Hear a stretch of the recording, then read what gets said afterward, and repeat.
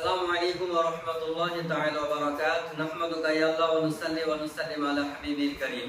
বিরাদান ইসলাম, 12 রবিউল আউয়ালে আমরা সুন্নি হানাফি মুসলমান ইসলামিক পতাকা উত্তোলন করি।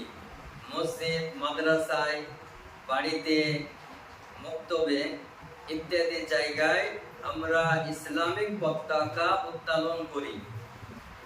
হাদিসের আলোকে ইসলামিক পতাকা উত্তোলন করা যাবে কিনা, শরীয়তের বিধানে এটা জায়েজ কিনা?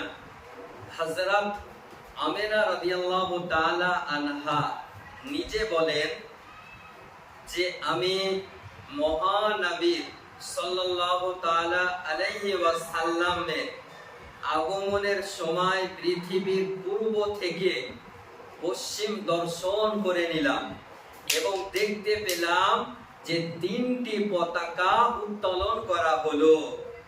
একটি পৃথিবীর পূর্বে, দ্বিতীয় পতাকাটি পৃথিবীর পশ্চিমে, আর তৃতীয় পতাকাটি কাবা শরীফের ছাদের উপরে উত্তোলন করা হলো।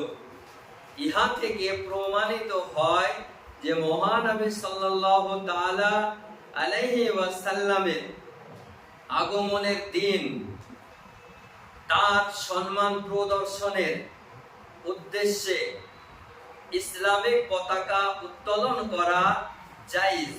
ইহা নাজায়েজ প্রমাণ করা কোনো ওয়াহাবি, দেওবন্দি, তাবলিগি, লামাযহাবি, লামধারী আহলে হাদিস, জামাতে ইসলামী এর পক্ষে প্রমাণ করা সম্ভব হয়নি, আর কিয়ামত পর্যন্ত এটা নাজায়েজ প্রমাণ করা সম্ভব হবে না।